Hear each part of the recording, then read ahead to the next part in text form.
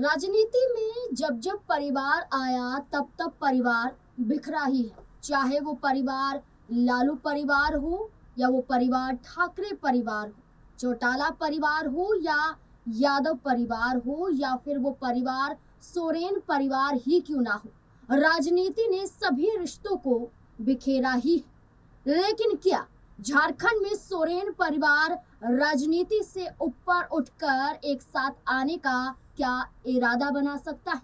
क्या सीता सोरेन के घर वापसी हो सकती है? क्या जो कयास यूपी की राजनीति में अपर्णा यादव को लेकर लगाए जा रहे हैं, क्या झारखंड में हेमंत सोरेन भाभी सीता सोरेन को कोई बड़ा ऑफर दे सकते हैं, घर वापसी के लिए अपने कदम आगे बढ़ा सकते हैं? आप सोच रहे होंगे कि ऐसा क्यों कहा जा रहा है या बिना सिर पैर की बातें क्यों की जा रही है। तो दर्शकों, ऐसा नहीं। झारखंड की राजनीति में एक नया मोड़ आया है जिससे परिवार एकजुटता की उम्मीद जताई जा रही है। चलिए जानते हैं इस रिपोर्ट में कि आखिरकार झारखंड में ऐसा क्या हुआ है और आगे परिवार को लेकर क्या कुछ कहा जा रहा है। नमस्कार, मैं नाज़मीन खान आप सभी का बहुत बहुत स्वागत करती हूँ। दुर्गा सोरेन की पुण्यतिथि 21 मई 2009 को मुख्यमंत्री हेमंत सोरेन के भाई और सीता सोरेन के पति दुर्गा सोरेन का निधन हुआ था और कल 21 मई 2026 को दुर्गा सोरेन की पुण्यतिथि थी। इस मौके पर न सिर्फ सीता सोरेन और उनकी बेटियों ने दुर्गा सोरेन को भावपूर्ण श्रद्धांजलि दी, बल्कि हेमंत सोरेन ने भी झारखंड आंदोलन के अग्रणी नेता और पूर्व विधायक और अपने भाई दुर्गा सोरेन की पुण्यतिथि पर लोवाढी नामकुम स्थित दुर्गा सोरेन स्मारक स्थल पहुंचकर उनकी प्रतिमा पर माल्यार्पण किया और भावपूर्ण श्रद्धांजलि अर्पित की। दोनों ही चेहरों ने दुर्गा सोरेन के प्रति अपना प्यार, आदर, सम्मान जताया। दुर्गा सोरेन के लिए सीता हेमंत का भावुक बयान, जहां सीता सोरेन ने दुर्गा सोरेन और शिबू सोरेन के लिए लिखा, झारखंड आंदोलन के अग्रणी नेता, जल जंगल जमीन और आदिवासी हितों के रक्षक, वीर सपूत शेर दिल दुर्गा सोरेन जी की पुण्यतिथि पर उन्हें विनम्र श्रद्धांजलि। आपका त्याग, अद्वितीय साहस और जन सेवा के प्रति अटूट समर्पण हर झारखंडी और मेरे लिए सदैव प्रेरणा पुंज रहेगा। दुर्गा सोरेन जी अमर है, जय झारखंड। तो जहां सीता सोरेन ने दुर्गा सोरेन को लेकर भावपूर्ण श्रद्धांजलि अर्पित की और एक बड़ा बयान जारी किया, तो इस दौरान मुख्यमंत्री हेमंत सोरेन ने प्रेस को संबोधित करते हुए स्वर्गीय दुर्गा सोरेन के योगदान को भी याद किया। उन्होंने कहा कि दुर्गा सोरेन ने अलग झारखंड राज्य की लड़ाई और वंचितों के अधिकारों के लिए अपना जीवन समर्पित कर दिया था। मुख्यमंत्री ने कहा कि हर साल की तरह इस साल भी लोग एकत्रित होकर स्वर्गीय दुर्गा सोरेन को याद कर रहे हैं।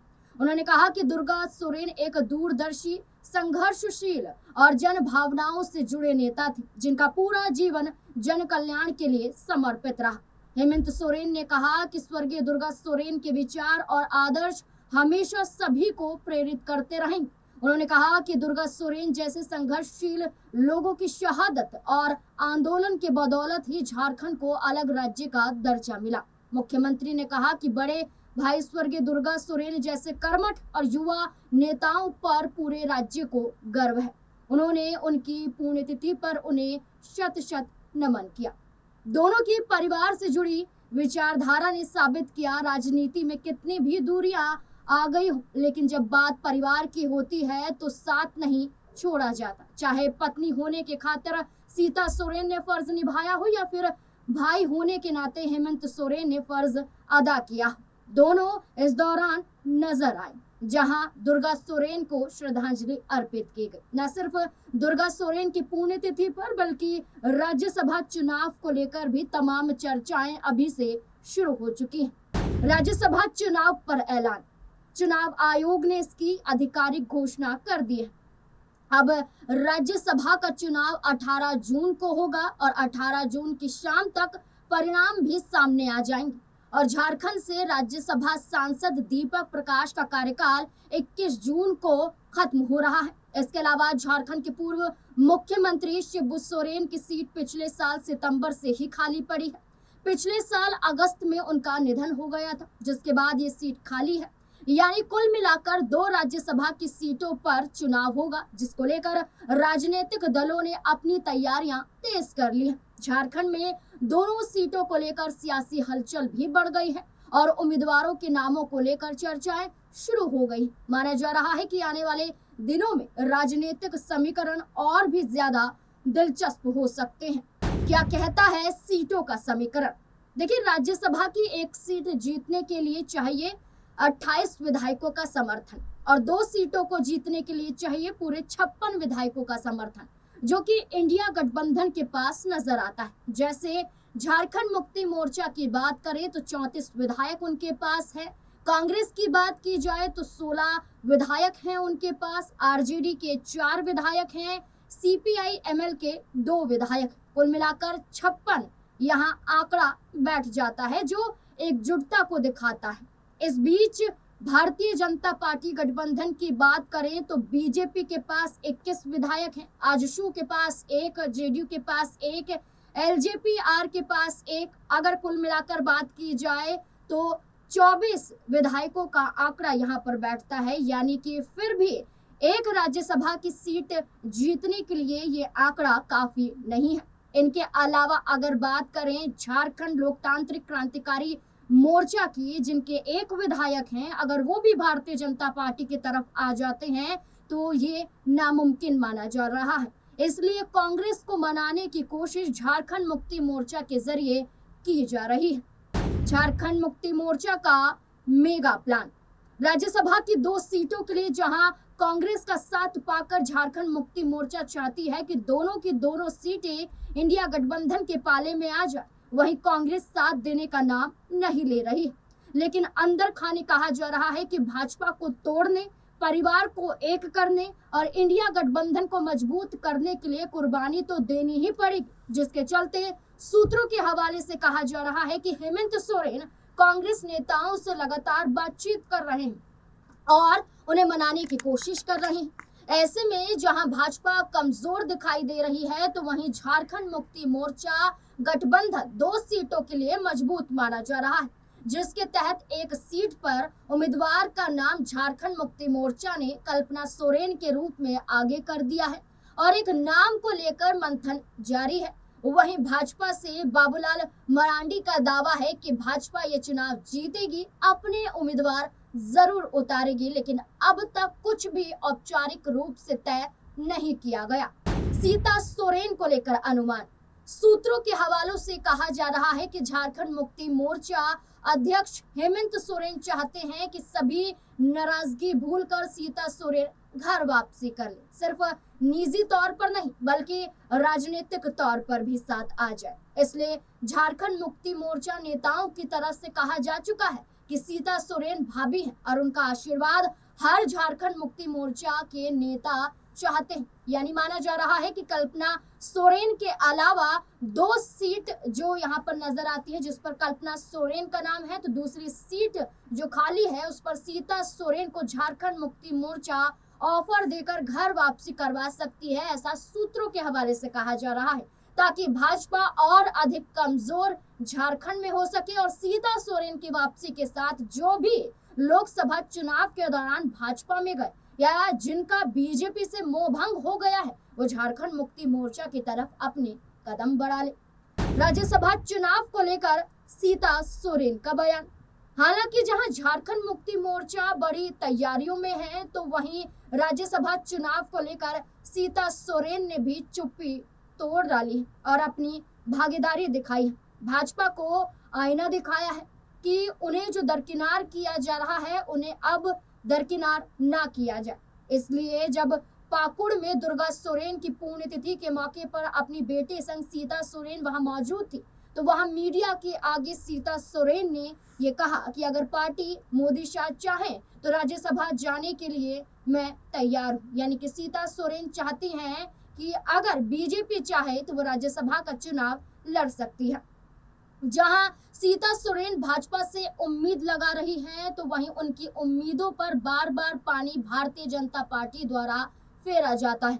कभी सीता सोरेन को भाजपा का सदस्य नहीं समझा जाता है, तो कभी नेता खुद कहते हैं कि सीता सोरेन भाजपा में है या नहीं, ये गायब है, इसका अंदाजा लगाया ही नहीं जा सकता है। तो कभी चुनाव में उन्हें आगे नहीं किया जाता है। जैसे कि घाटशिला उपचुनाव हुआ था तो सीता सोरेन की चर्चा थी, लेकिन भाजपा ने चंपई सोरेन के बेटे बाबूलाल सोरेन को आगे कर दिया था, लेकिन उसके बाद हार का सामना भी करना पड़ा था। यहाँ तक कि सीता सोरेन खुद भाजपा की कई मीटिंग से गायब रही। विधानसभा में जब सीता सोरेन हारी, उनकी बेटियों संग वोटिंग की गई, लेकिन भाजपा ने आगे आकर उनकी बेटियों की मदद नहीं की। माना तो ये भी जाता है जो विधायक का चुनाव झारखंड मुक्ति मोर्चा से आसानी से जीत जाती थी सीता सोरेन, भारतीय जनता पार्टी में जाने के बाद लोकसभा और विधानसभा का चुनाव नहीं जीत पाती हैं। एक सीट पर उतरती हैं, लेकिन वो भी कामयाब नहीं हो पाती हैं। भाजपा में जाना जनता को सीता सोरेन का पसंद नहीं आया, ये भी कारण माना गया। इसके अलावा जब सीता सोरेन ने भाजपा से राज्यसभा चुनाव के लिए उम्मीद जताई, तो लोगों ने कमेंट के जरिए कहा कि सपना है भाई, सपना देखना कोई गुनाह नहीं है। मोदी शाह कभी ये नहीं कहते हैं कि उन्होंने किसको टिकट दिया है, बल्कि फैसला अपने आप हो ही जाता है। यानी साफ है कि सीता सोरेन पर भाजपा का विश्वास नहीं है और जनता ये विश्वास नहीं कर रही है कि जब तक भारतीय जनता पार्टी में सीता सोरेन रहेगी कि उन्हें पसंद किया जाए या फिर नहीं। इसलिए इंतजार ही यहाँ पर माना जा रहा है। लेकिन क्या ये इंतजार सीता सोरेन के लिए उन्हें कोई उम्मीद दिला पाएगा?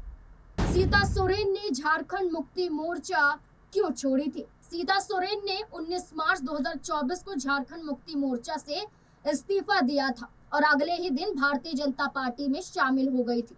उन्होंने अपने इस्तीफे के पीछे कई कारण बताए, जैसे उपेक्षा और अलग थलग किए जाने का आरोप। सीता सोरेन का कहना था कि 2009 में उनके पति दुर्गा सोरेन के निधन के बाद उन्हें और उनके परिवार को पार्टी तथा परिवार के कुछ सदस्यों द्वारा लगातार नजरअंदाज किया गया। पार्टी की मूल विचारधारा से भटकने का आरोप। उन्होंने कहा कि झारखंड मुक्ति मोर्चा अपने मूल सिद्धांतों और आदर्शों से दूर चली गई है। ऐसे लोगों को महत्व दिया जा रहा है जिनकी सोच पार्टी की स्थापना के उद्देश्य से मेल नहीं खाती है। राजनीतिक महत्व कम होने की नाराजगी। मीडिया रिपोर्ट के अनुसार पार्टी के भीतर उनकी भूमिका घटती जा रही थी। उस समय कल्पना सोरेन के बढ़ते राजनीतिक प्रभाव को भी उनके असंतोष के कारणों में गिना गया। परिवार के राजनीतिक योगदान को सम्मान न मिलने की शिकायत। सीता सोरेन ने यह भी कहा कि उनके दिवंगत पति दुर्गा सोरेन ने झारखंड आंदोलन और झारखंड मुक्ति मोर्चा को मजबूत बनाने में महत्वपूर्ण भूमिका निभाई, लेकिन उन्हें वे सम्मान नहीं मिला जिसके लिए वो हकदार थी। लेकिन अगर कुल मिलाकर बात कही जाए तो सीता सोरेन का कहना है कि उन्हें झारखंड मुक्ति मोर्चा में लगातार उपेक्षित महसूस कराया गया। पार्टी की दिशा से वे असहमति और परिवार के राजनीतिक योगदान को उचित सम्मान नहीं मिल रहा था, इसलिए उन्होंने पार्टी छोड़ने का फैसला किया। लेकिन झारखंड वासी अब पूछते हैं सीता सोरेन की भाजपा में जाकर तो आपका अपमान ही हुआ, बेटियों को भी सम्मान नहीं मिला, बल्कि आपकी पूछ भी भारतीय जनता पार्टी में नहीं है, तो फर्क क्या नजर आता है? इसलिए अब चर्चा तेज हो गई है कि सीता सोरेन को लेकर झारखंड मुक्ति मोर्चा में तमाम कयास लगाए जा रहे हैं। तो अब उनकी तरफ से क्या होगा? भारतीय जनता पार्टी में यूं ही बनी रहेंगी या राज्यसभा चुनाव से पहले एक बड़ा मौका लपकते हुए झारखंड मुक्ति मोर्चा की तरफ जा सकती हैं? इस पूरे मुद्दे को लेकर आपको क्या लगता है? अपनी राय कमेंट सेक्शन में जरूर दें।